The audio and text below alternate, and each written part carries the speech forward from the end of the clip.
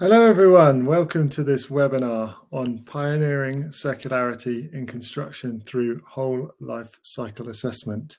Hopefully you're in the right place. This webinar is in partnership between Futurebuild and Innovate UK. And as many things do, this sparked from a conversation at Futurebuild. And as the speakers can attest to, more than several conversations since. My name's Chris Pilgrim. I work in the materials and manufacturing team at Innovate UK Business Connect.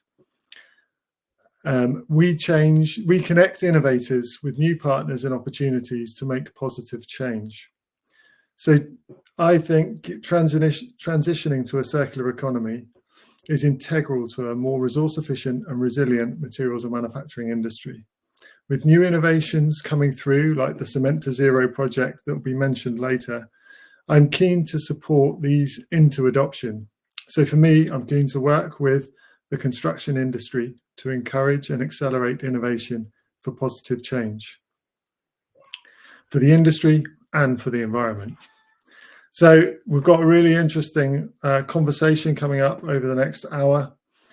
Please use the chat function on the right-hand side to interact with the rest of the audience and us as speakers.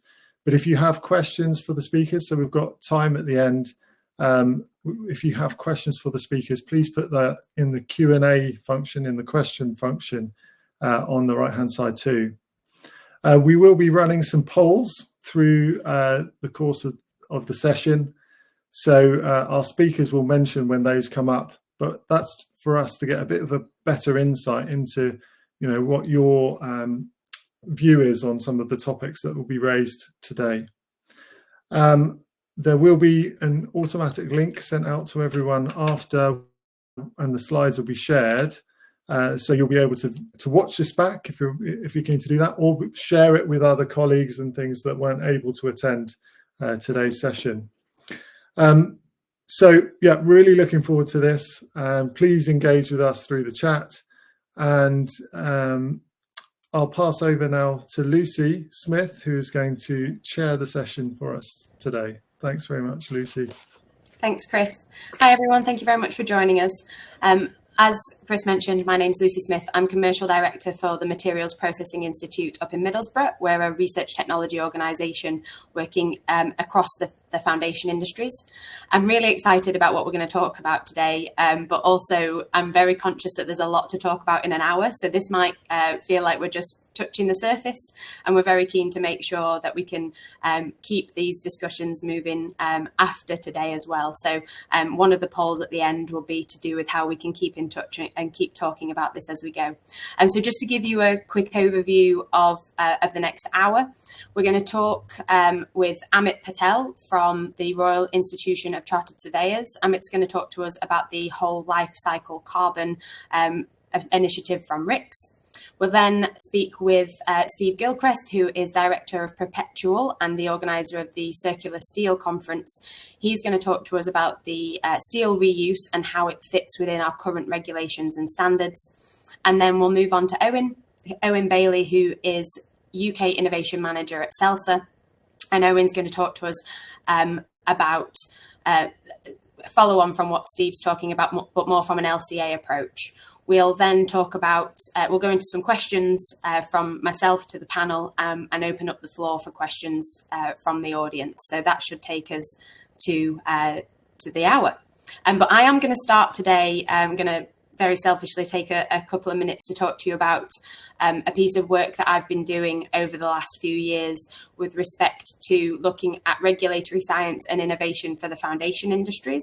So working with my colleague Sarah Harold at Glass Futures, we have a project running called Foundation Industries Ventures, or FIVE, and essentially we are looking to support innovation and accelerate scale up across the 6 foundation industries. Now, for those who aren't aware, and I always have to have the slide up because I always forget one of these, but the foundation industries are metals, ceramics, glass, chemicals, paper and cement. These are the 6 strategic UK industries that prop up around 80% of all our supply chains, but also have a large contribution to our CO2 emissions across the country. So the aim of FIVE is to support startups and spin-outs across the hard tech and climate tech communities to accelerate the development of their usually disruptive innovation across the foundation industries. And we're doing that by providing wraparound business support, co-creating industrial scale pilots and demonstrators, navigating the regulatory barriers faced by the innovators, and also advocating for the future-proofing of standards.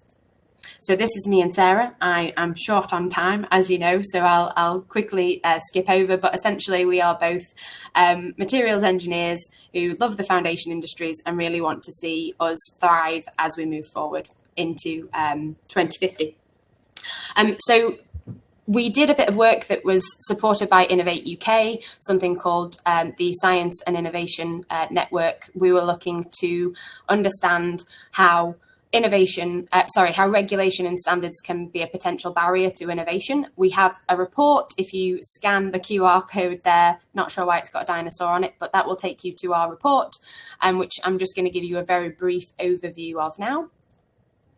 So our findings from the work with regards to how regulation can be a barrier is that we found that it's throughout the whole journey of innovation, but that the impact of those barriers are different depending on the technology and also the way that you want to implement your innovation. With regards to the whole process, it could be early on with regards to how you sort out your IP, or in scale up when you're looking at how to move from a kilogram to a ton, and what standards you need to be looking at to implement these materials. Then when you're building a really exciting brand new facility, there are permits requirements, waste regulations that need to be adhered to. And obviously from a point of view of looking at the social side of things, there's a lot of health and safety requirements that need to be looked at. So social, economic, institutional and cross-cutting regulations all have different impacts across the value chain when we're looking to implement innovation in the foundation industries. So what we're looking to do is advocate for flexible and more smart approach to this regulation. We know that it's needed and it's necessary, but a lot of these innovations are disruptive, they are radical, and we need to find a way to ensure that they can be implemented in a safe way using standards and regulations to support that rather than as a barrier. And as I say, the regulation has to take place alongside those innovative changes to support the innovation and make sure that we've got the skills, facility and collaboration across the value chain that we need to move that forward. So, as I say, very, very high level discussion, but our call to action at 5 is further support from stakeholders across the value chain, more champions like the amazing people we're going to talk to on the panel today to really help to drive that change. And we use the £50,000 from Innovate UK to develop a roadmap for best practice, and we're looking for support to roll that out. So if any of that sounds interesting to you and you want to get involved, then please do get in contact with me. I think Chris mentioned earlier that all of the slides will be available going forward, but you can scan the QR code there, which will take you through to our LinkedIn page, or all of the contact details will be available moving forward. So as I say, very quick overview there of what we do at 5 with regards to regulation. And now very excited to move you over to speak with Amit with regards to the WLCA. Thanks, Amit. Thank you, Lucy and Chris. Good morning, good afternoon, good evening from wherever you're tuning into us today. Great to be here, and I just want to kind of do a whistle-stop shop kind of to understand or get people to understand what whole life carbon is and what kind of impact it's making into our built environment and how it came about. So the RICS had published its first edition back in 2017. This was then updated a couple of years ago now. I think it's been late 2023. But it wasn't just the RICS, it was RIBA, ICE, iStructD. I say the working professionals or the consultants came together to kind of update what carbon accounting looks like, not just from a surveyor's point of view as well, because we know that carbon assessors aren't just the surveyors. It could be, you could be working in an environmental consultancy, you could be working from a client perspective, and so forth. So we want to make sure the next update encompasses 18 different archetypes of buildings, and this looks at kind of carbon accounting all the way from feasibility to kind of inception to kind of on-site, in the process, and then in use as well. So the RCS standard is a way of measuring essentially your carbon while you're designing your building, right the way from, like I said, from the inception of the building. And what it does is kind of helps you manage your carbon budgets if you're setting those out for your particular project. So all the way from, if you're setting budgets right the way from inception, you can track that across that lifespan of your building and assets. Like I said to you before, what we're doing at the moment is when you're producing your drawings, when you're in construction, you're operating, your end of life, and then you're beyond use as well. So at those particular stages, you'll be calculating your carbon output from there, and that's both the embodied and operational carbon as well. What we've tried to do is make sure that it's interlinked with general services in terms of where you can collect your data from, why you would need it.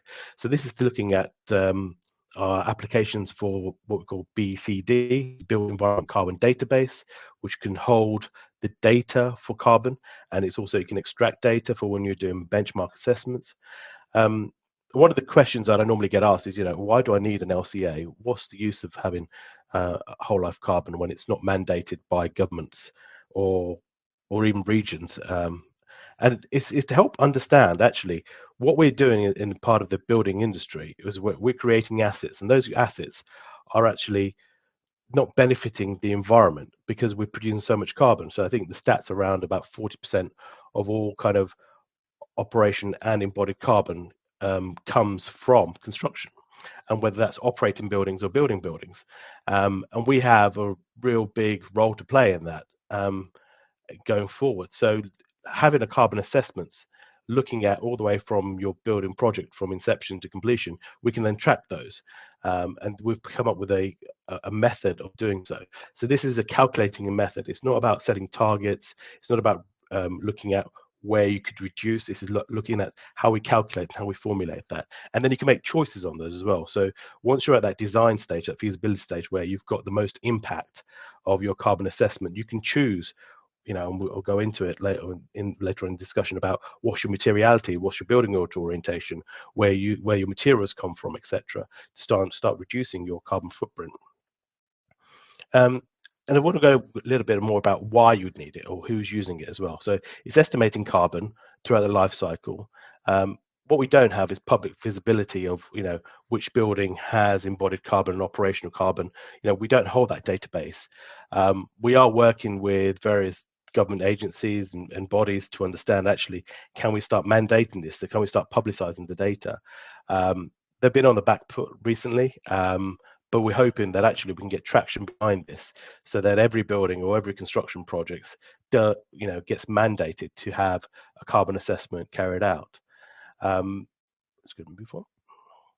So this is a global standard. We can applicably use it everywhere within the UK and globally. It kind of aligns to our data structure as well in terms of reporting costs as well as carbon through ICMS.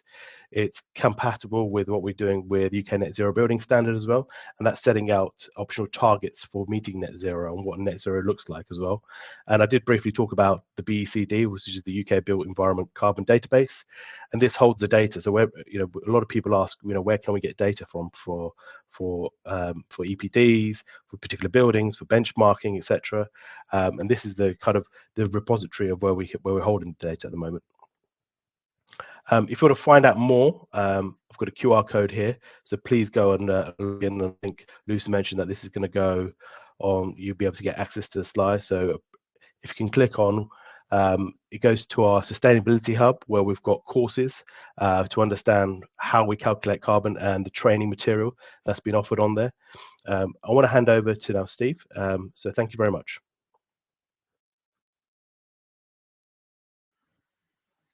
Hi everyone, and thanks Amit. So I'm going to take a bit of a kind of turn now and go a bit more into the focus on steel. And I think Owen after me will also carry on in that theme. But just a quick bit of background for me. So I have a background as being a contractor, civil engineer by training, and then a client. For the last couple of years, I've been quite involved in circular economy, particularly steel reuse. And as mentioned earlier, I've put together a steel reuse conference called Circular Steel. So it's sort of for those reasons that I'm really here talking today. And I guess just to set the scene, really, global steel demand is still increasing, and it's expected to increase, growing by another sort of 25%, I think, over the next 25 years to 2050. So when we think about that and reuse and the circular economy, we need to realize that there will still be new material produced, but I will touch on this later. You know, we should still be thinking about design for minimal material and reuse if possible. And within the global steel demand, there is a big percentage of scrap steel that goes into producing steel. So we've got primary steel that happens where we use iron ore and blast furnaces, and then you've also got some arc furnaces which use electricity to melt scrap and reform it again. Currently, probably around a third of the global steel demand is through arc furnaces, and in the future that might grow to 50%. But there's still going to be need for primary steel, and there's definitely a use for all the scrap that we have available now and into the future. And then just looking at reuse, and you know, whilst we're doing a lot in this space, reuse of steel is still very much a drop in the ocean. I've got a few numbers here on screen which just give you some project examples of sort of the amounts of reuse steel that's been used on those projects. And you know, these are some of the leading projects. They're not all of them, but they're just some leading projects in and around London that I've seen featured in Circular Steel. And you know, they represent the sort of leading edge of what we're doing. But as I say, it's a bit of a drop in the ocean when you think that we use a million or more tons of steel as an industry in construction every year. And as I say, there's some big numbers when we look about global steel, but it's still worth doing if you can do it efficiently. Again, that will be a recurring theme. So just to continue to set the scene as to, we're talking embodied carbon here. Primary steel, so this is that's made from iron ore and with blast furnaces, is typically around 2,000 kilograms of carbon per ton. So that's where you've got a lot of the energy and carbon coming out of the ground, and that all is kind of captured in this figure of around 2,000. And I'm generalizing here, but you get the idea. If we look at new steel that's come from recycled content, typically through an arc furnace, using scrap as an input, then you will see numbers perhaps, might have normally said sort of 500, but could be as low as in the 300s up to 800. And Owen will talk about this later in terms of, like, you have to look at what kind of scrap you're using and where it's being processed to how you get to some of these numbers.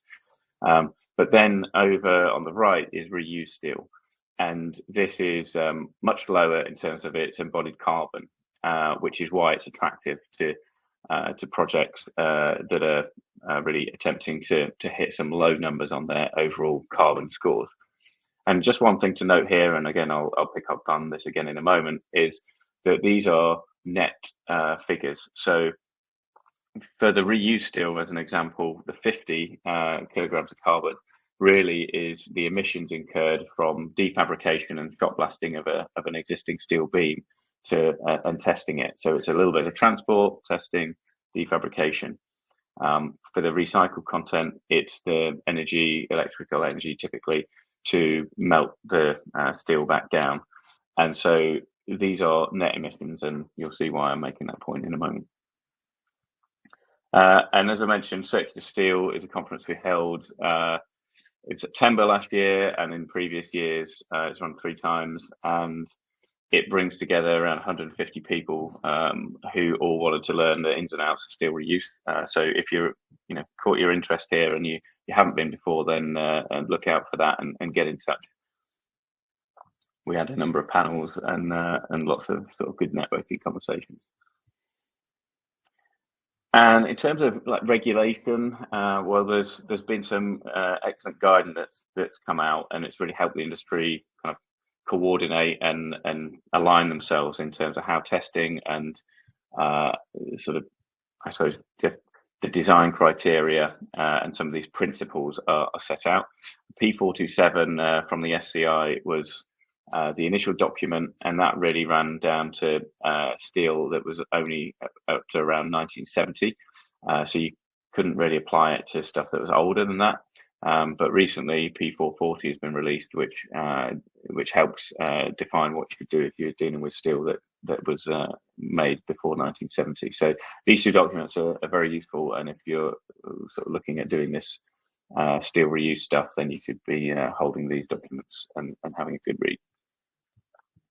I just want to touch on incentives now as to why we might or might not do sort of circularity and particularly steel reuse.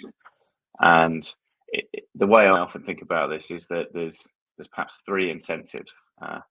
The innovator, the big London client who wants to do something different, may really target the story to start with on their first sort of steps into an innovative process or idea, before they then might be able to look at the money and the carbon side of things as to why these are working well for them as all incentives that align.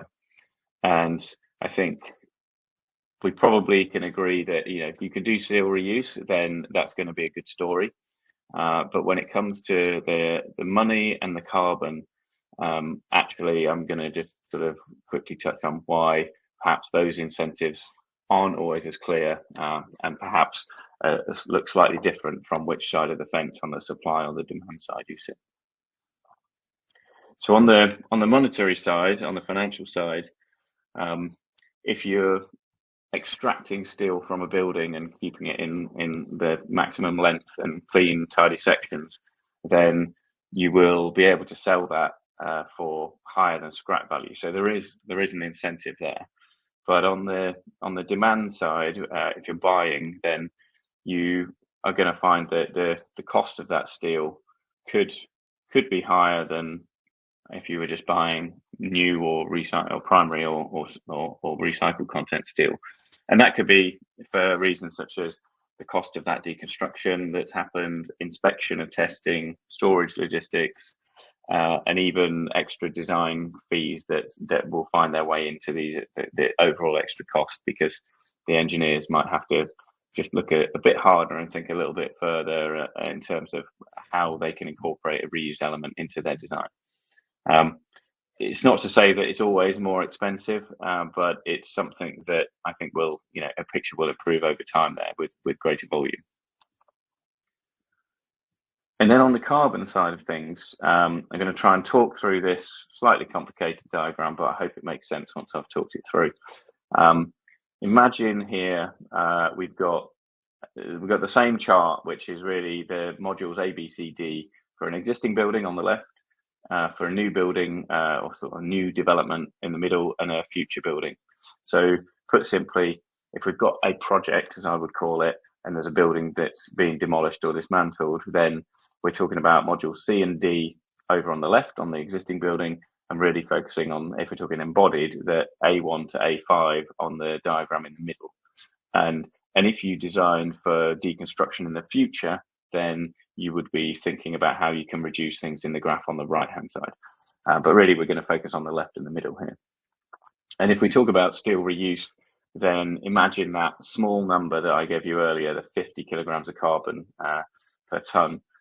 Using reused steel on your project could make a really big difference to your embodied carbon in the module A1 to A3, which is signaled by the dotted line where we're in the middle graph. where that arrow is pointed.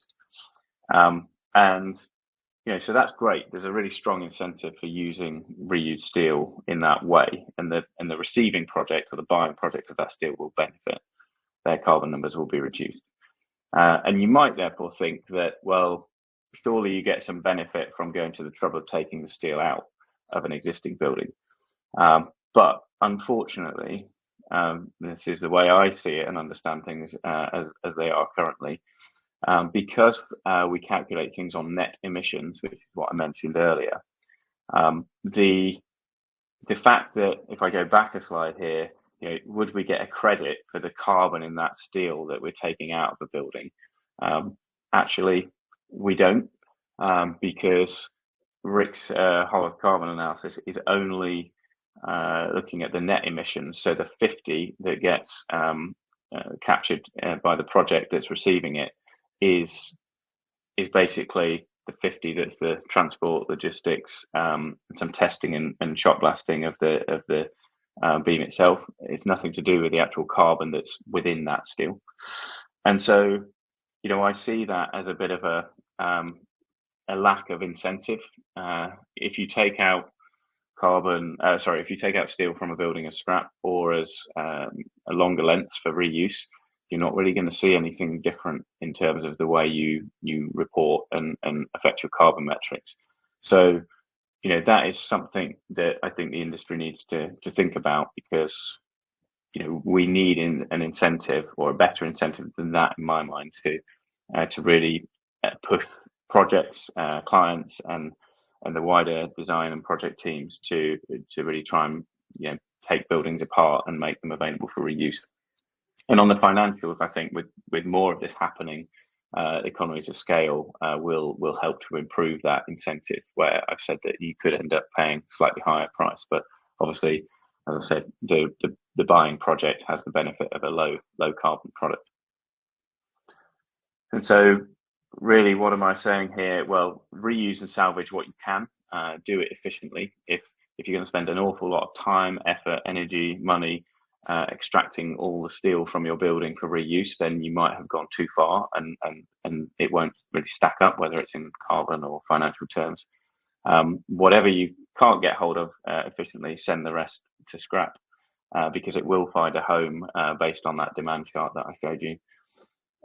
Don't forget to design for efficiency. So you could be designing for minimal material wherever possible, and also fitting in reused elements if you can. But don't underutilize your elements. There's no point using a really heavy beam to hold up something that's very lightweight and claiming you've done something good for reuse. You should be staying within certain efficiency limits. And I think Owen will touch on this, but you should be buying your recycled content steel, if you do buy that stuff, in a way that you've got your eyes open and you know what you're buying it, where you're buying it from, and how it was manufactured. So I was just going to say, there has been a change recently in the last few weeks, with one of the players in this space actually stepping out of the market. So there may be questions generally, and there may be questions about that. If you need help, reach out. See if I can help or pass you on to others that can. So yes, thanks very much, and I'll now hand over to Owen.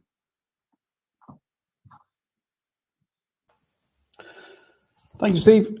Good afternoon, everyone, and thank you for the opportunity to speak. Firstly, I'll start with slight apologies. Those who may have attended Futurebuild last month would have seen some of these slides already, but we'll move forward and see where we can get the conversation afterwards. Also, I just need to point out that Celsa UK will be changing ownership and therefore changing brand. And so in the very near future, will be known as Seven Steel UK. So this slide deck is populated with the new brand logo, and yeah, just it's in transition at the moment. So just anyone who knows who Celsa are will see a change. Steve has obviously touched very well on the idea of circular economy and steel reuse. I'm going to touch now on the aspects of steel recycling, and ultimately how we can link that into the wider concept of steel circularity, and on potentially how it can facilitate this whole life carbon reduction and value generation. I'm going to quickly touch on who Seven Steel are and what we do and our overall vision, and then I'll bring it into the context of the whole life carbon and just maybe ask some questions and propose some opportunities of change and really to see where we can evolve this agenda. So in essence, Seven is a steel manufacturing product service solutions company.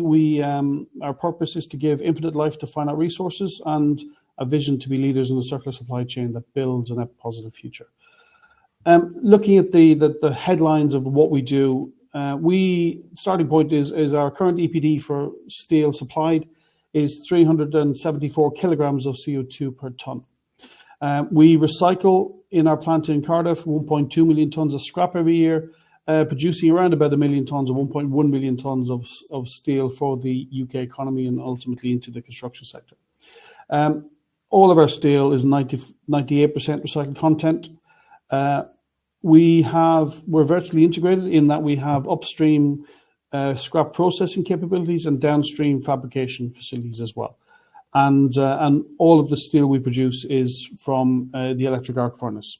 So inherently lower emissions to other steel making processes.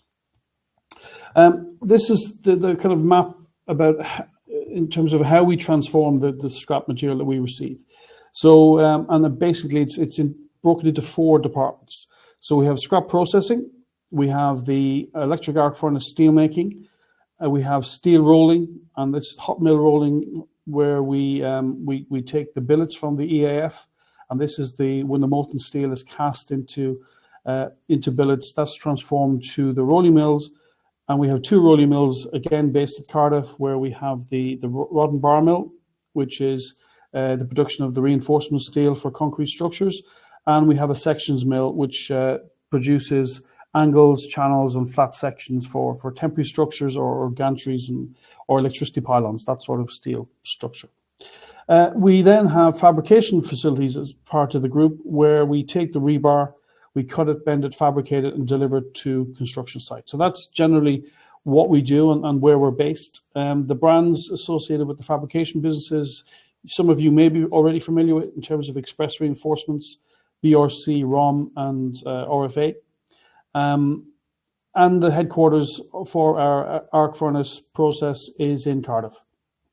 So we are solely producing the materials for generally the UK market, and we source all of our scrap materials from the UK. So just touching on the EPD, Environmental Product Declaration, when you are doing your life cycle assessment for your buildings, this will be the type of number you would pick up and account for in your carbon assessments. And if you compare that to other steel making processes, so the blast furnace, as Steve mentioned already, is around about 2 tons. It could be up to 3 tons of CO2 per ton of steel, depending on where it's coming from. And those who may specify reinforcement steel in your projects, if you specify UK CARES for EPD, they take an average understanding, and that takes into account steel makers from all over Europe and outside actually. And that comes in at around 760 kilograms of CO2. So just bear in mind when you are specifying your material that you may be able to reduce your number even further if you actually look at the specifics of the EPD. And all this number is constantly changing, by the way. This recently certified number of 374 has come down from 437. And so that's constantly changing depending on ultimately the efficiency activities that we do on site, the grid mix of renewable, the national grid mix of renewable energy, and our transitioning through our sustainability roadmap, which I'll touch upon in a little bit. So within that roadmap, we do things like improving the efficiency of the scrap we process and the quality of that scrap. So we've recently installed a shredder on the site at Cardiff. We are switching our rolling mills to hydrogen, and the first one is in process now, where we will switch from natural gas in the reheat furnaces, which actually take the billets from room temperature up to 1200 degrees for hot rolling. That's part of our EPD as well. So by switching to green hydrogen, we will inevitably reduce our EPD by half. We have processes which we deal with our byproducts. So we produce dusts and slags from the steelmaking process. And I'll touch on one of those in the next slide, which Lucy mentioned already.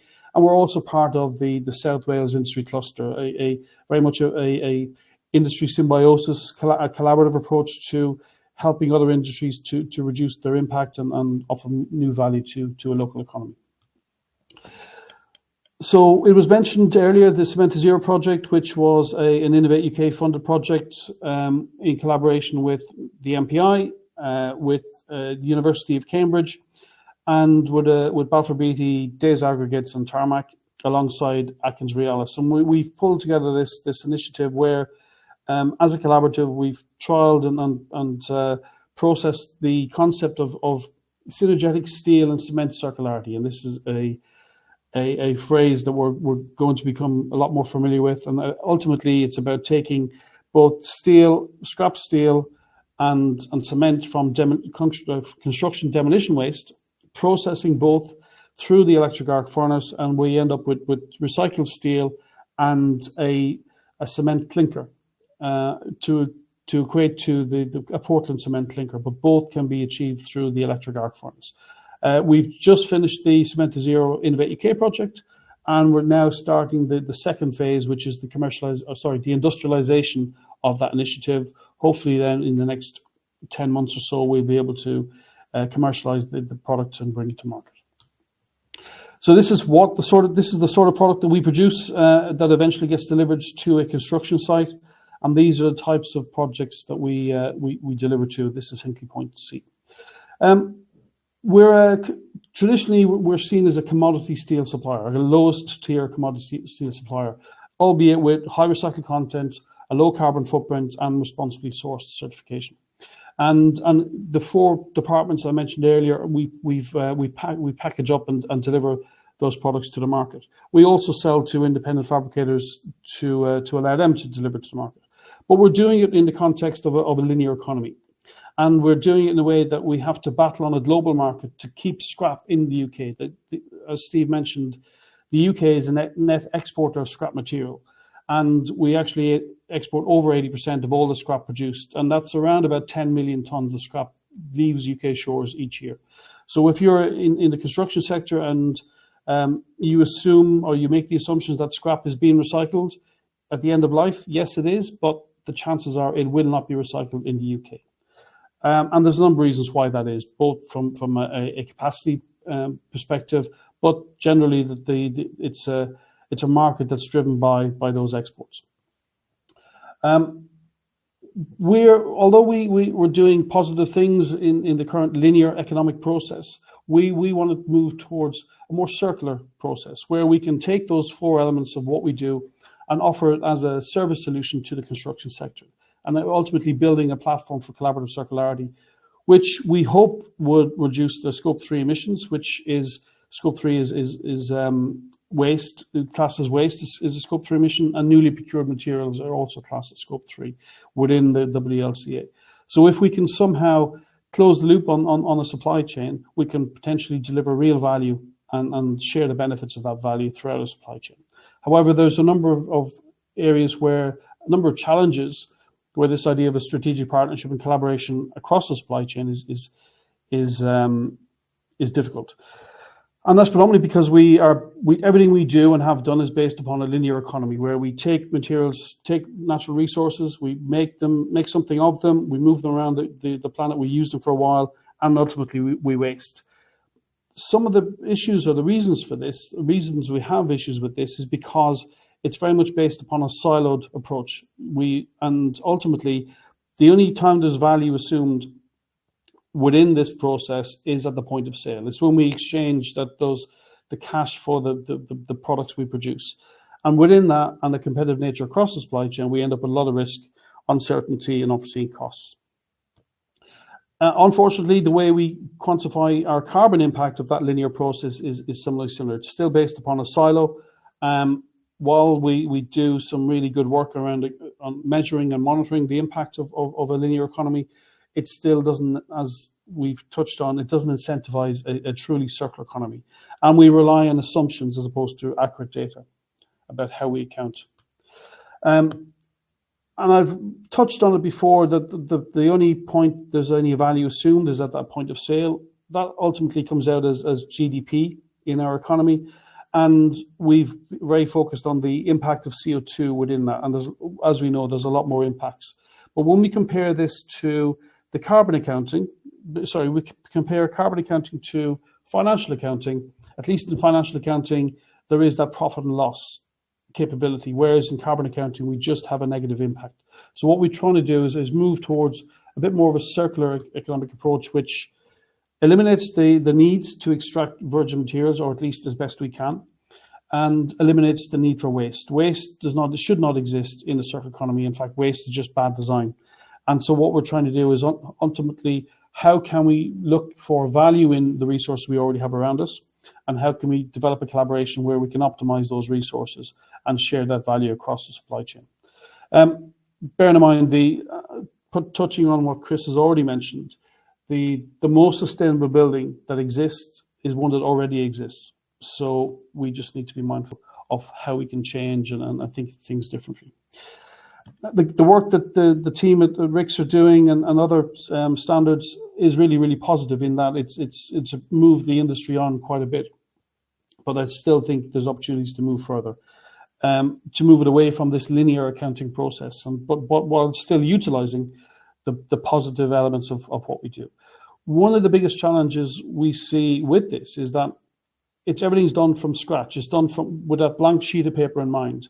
Whether we're designing something or accounting for the impact of something, it's based upon the assumption that nothing has ever happened before, and that's a very linear economic thinking.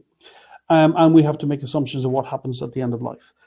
And so we have an opportunity here to utilize the methodologies, but apply them in a slightly different way. Equally, from a design perspective, we design, as I mentioned, with that blank sheet of paper in mind, and everything we've done within a linear economy looks at that, including the really positive things that are happening in London around the circular economy statements and the methodology that have been laid out, the template and methodology being laid out for designing for a circular economy. Again, it's starting from scratch, assuming that nothing has been generated before. So can the likes of the RICS methodology be utilized truly to monitoring and measuring the benefits and value of a circular economy? I think it can. It already has laid out the material flows within the module assessments across the whole life carbon. So why can't we utilize those a little bit more effectively? And the suggestion that we've come up with over the conversation within this group over the last couple of months is, what if we could take the value of the impact, the value of the existing assets, the buildings we already have around us, and move the module C and D to the front of the queue and assess the value of those resources, whether it be from a building for refit or retrofit, whether it be for reuse and disassembly and reuse, or if we can't do any of those other things, can we also recycle as well? But actually engage with the process, engage with the supply chain, and actually explore the value of these opportunities, the value of these resources before we make any final decision. And this is some of the things we've been exploring. So effectively, let's not start from scratch, but understanding what the whole system's value might look like, and ultimately mimicking to an extent what a true financial accounting might look like when it comes to carbon accounting. Mapping this out into what we do as an organization, where we have the different elements, the 4 stages in our process, the process we have control over. And this is trying to reflect it into the scrap processing, the steel making, the steel fabrication, and ultimately that delivery onto site, and see if we can shift the balance, that we can get a position in the future where we can utilize 80% of the steel we have available to us in the UK as opposed to exporting it. And through the digital measures, which Lucy touched on, whether it be product passports or different elements like that, can we redefine the project boundary or the site boundary, that if we have the traceability and and transparency, can we really account for this within either a site boundary or the system boundary more effectively? We, as an organisation, we've demonstrated that it's possible from a practical perspective. The first initiative we did back in 2019 was with BAM Construction and the Plaza Cinema in Port Talbot, where we collected 25 tonnes of scrap coming from the demolition phase. Now, the 25 tonnes was coming from steel roof trusses that they were hoping to reuse, but they couldn't because they'd been open to the elements for far too long. When we look at the potential value of steel recycling, or the carbon savings proposed by recycling scrap from World Steel, equates to 1.67 tonnes of CO2 savings. And we put that together, minus the procurement of 14 tonnes of steel back into the project. We took one from the other, and that overall initiative saved over 35 tonnes of steel. Sorry, over 35 tonnes of carbon. But yeah, it wasn't recognised within the RICS at the time, and ultimately we want to see if we can explore this value opportunity. We've done an initiative fairly recently in London with Skanska and Careys, where we've recycled a volume of material coming from the decommissioning of some temporary works, and proven that the concept works, and the fact that we can actually recover value, but doing it through collaboration. It's about engaging with a supply chain, and it's about shifting the idea, the thinking that a manufacturer is not just a lower tier commodity supplier, but could be very much about a strategic partnership and moving the agenda forward. So while we're exploring this, and while we're exploring what the options might be, we're offering our service and process solutions to the market in 4 different ways.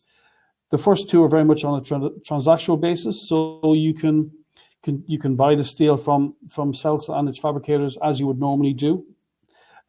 You can actually work with us and utilize us to recycle your scrap. So that if you have scrap coming from a demolition phase, ultimately we can pay you as opposed to you paying your demolition contractor to take it away. There's value in this. Going to Steve's incentives for circularity in terms of a good story, cash in your back pocket, and carbon reduction. This is how we can hopefully make this happen. And ultimately, I think it's worth considering that when you demolish or deconstruct a building, there is valuable resources there. And certainly if the carbon isn't accounted for, the cash certainly can be. And then with 3 and 4, we can start to close the loop. We can close the ends of one supply chain and link it to the beginning of another. Very much on a collaborative basis. We have to do this together. We can't do it by ourselves. And ultimately, when we get to a point where we can account for this value in our whole life cycle of carbon accounting, then we can see real benefits and real incentives to roll this out. And ultimately, if it can be done with CELSA/7 Steel, it can be done with any steel maker. And as we see Tata transitioning to their electric arc furnace in the near future, then it's possible to replicate this process with them as well. And equally, if we can do it with steel, we can do it with any material and any foundation material. So that is me, and I'm happy to start opening up for questions. Thanks very much, Owen. So we've got everybody back. Wonderful.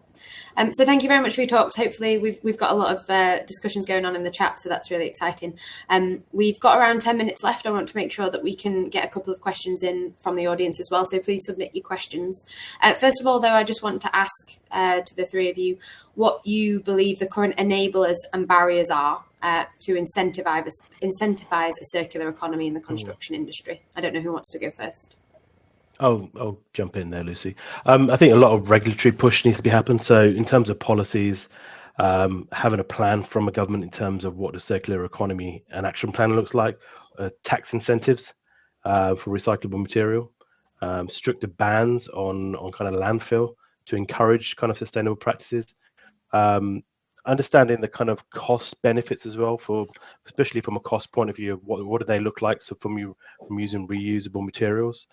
And dare I say, kind of modular, or having some sort of standardized construction set. Then we can reuse. We can take on board the fact that one of the questions were that you said about the building that you've got already is already recyclable. So if we can have standardized materials instead of, I know everyone wants this bespoke building that from one-offs to one-off. So if we can have some sort of standardization in our industry, that'd be great. Greater collaboration. I think this is a great platform that you kind of put together. More of this needs to happen to enable this to work. And I think there's a lot to do with kind of consumer demand as well. We always aspire to have new, right? Everyone wants this bright, new, shiny building. But why didn't the default be the recycled material first? That should be the default for designers, for anyone specifying anything, that we should be having recycled material as the first protocol. Not something new, brand new that's already off the shelf, or virgin. That's the way I look at it. Barriers to this is that kind of waste model. There's the kind of low incentives to do it, to reuse. I talked about that kind of lack of standardization, the high cost maybe. We talked about energy costs in the UK. You talk about blast furnaces in the UK. You talk about government intervention. What's happening in the UK? There isn't, is there? There's a lack of funding. There's a lack of scope to say, let's go and have this big push for kind of hydrogen or green furnaces. That hasn't happened. We'll be talking about recycling from the day of dawn. We could, for example, it's nothing new. We should be doing this. This is part of protocol, but we just don't choose to kind of invest. And our supply chain is fragmented. I think when you looked at, I was just reading the article yesterday about the car manufacturing in the US, where it crosses the border 8 times, between like Mexico and Canada, going to and through the country. It's like that same within the construction industry. So if we can standardize, build our own, reuse first, it can help. Thanks, Amit. Owen, you've unmuted. Do you want to jump in? Yeah, well, there's a lot of what Amit says I agree with, but I think that it's a little bit more fundamental than that. We're trying to react to the mess we've already created when we look at things like and the assumptions we make around circular economy. Unfortunately, a lot of the policy around circularity is based upon waste reduction or waste minimization or landfill diversion. That's not progressive enough. That is not the circular economy. The circular economy is much more complex and ultimately adaptable in many different areas. And so things like different business models can be explored. Whereas if we just assume that that circularity is about recycling, that's based upon the reacting to the mess we've already created through a linear economy, as opposed to delivering and developing true circularity. However, when you have things like the circular economy statements from the GLA, I think it's really, really positive to look at things from a design perspective, whereas we're still not kind of bridging the gap between the linear and the circular, and we need to understand how we can utilize those resources more effectively. So I think one of the incentives I would suggest is for the industry to ask more questions about what happens to stuff. Don't make assumptions that things are being recycled. Ask where they're being recycled and how they're being recycled. Ask if it can be reused, and ultimately, can you engage with your supply chain to make it happen? And so all these things can and will become incentives, and you will have a really good story, and you will reduce your impact, and you will actually make yourself a lot more money or save yourself a lot more money in the long term, actually in the short term as well. Thanks, Owen. I'm going to go on to a question from the audience. I think, Steve, you might be able to chip in on this one. Is the lack of carbon incentive a result of the way the standards in the new build account for it, or are you saying that there is no actual carbon emissions benefit by reusing? Okay, so I don't think it's about the way the new build accounts for it. It's really down to this. So there's a difference between net and total emissions, and the whole RICS approach here is about net emissions. And so what I've been sort of hinting at, and Owen also, is that if you looked at this through, you could have the same kind of numbers as ingredients, but you could follow a different recipe basically, which would be total material flow. In which case it would look far more like financial accounting, where there's a debit and a credit. So you would have you would get a credit for the carbon you take out of your building in the steel, and then when you're buying that reused steel on the other side in your new project, the number would be higher than 50 in a reused example, but the other side of the transaction would be getting a credit, and the net would still be zero. Whereas the way we do this calculation or work it out, we go straight to the net, if that makes sense. Owen, I don't know if there's anything else you want to add to that, because it's a hard thing to try and sort of get across, I think. And I'm not saying we've got all the answers to exactly how this would work from a total material flow perspective, but it's really trying to shine a light on how this is not really incentivizing people to do enough or to do more to take materials out of buildings. I think that the real issue is that we're trying to measure carbon, and we're only measuring the carbon emissions, and that is the kind of the off-gas emissions from either extraction of materials or industrial processes where you're effectively burning materials or melting materials. And that isn't a good measure. We should be able to measure other things as opposed to the negative carbon emissions, and actually look to measure how we can keep carbon, because carbon, let's be fair, we're all made of carbon. Everything is carbon, and so we should be utilizing carbon a lot more effectively. And that means if it's embedded or it's encapsulated within a piece of steel or a piece of concrete or whatever the case may be, we need to understand how we can utilize that a lot more effectively, as opposed to just assuming that, particularly when we clear our site, we start with a blank sheet of paper. And unfortunately, the linear economic process is the reason why we're in this mess. And we need to shift our mindset away from the linear to a circle. And it is the economics we should be following, not necessarily just about carbon emissions if we want to reduce, because all we're going to ever do is incrementally reduce the impact of linear economy. So we need to find different ways of measuring what we do, how we do it, and bring value into this equation as well, because we're not doing that yet.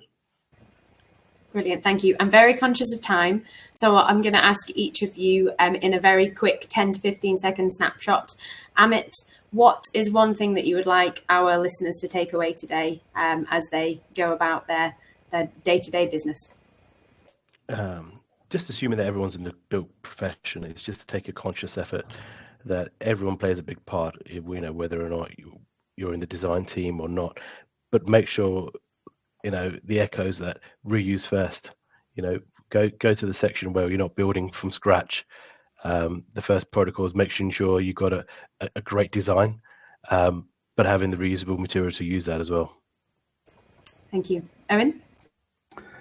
It's very difficult to say one, but I think if I want to say something that's practical and tangible right now, is ask questions about where the money in your materials are. Find out where it is and what kind of value is it, and go for the value. Thank you. And Steve? Yeah, it is difficult to pick one thing. I think finding that efficiency. So, reuse is great, but as I say, don't just chase the story. You need to do it in an efficient way and realize that there's other routes where if you can't reuse something efficiently, perhaps the answer in that situation is a recycling route. And so, the way I approach things generally is use less and be more efficient. And if you can sort of live by that, then I sort of feel that then you should be finding yourself in the right place for whichever situation you face. And Lucy, I'm going to sneak in one more. Continually ask questions. Okay, brilliant. Well, thank you all for your time, and thank you everyone who's been online. There is one last poll as to whether or not you would like to us to continue these conversations and understand how we can really make some moves in this area. And also, if you can let us know, there'll be an email coming out shortly with the link to this webinar so that you can share that and watch it again. But also let us know in that whether or not you want us to keep in touch. So thank you again, everyone, and I hope you have a wonderful Thursday. And as Steve says, let's all be more efficient, use less, and carry on. Thank you very much. Cheers, guys. Thank you. Thank you.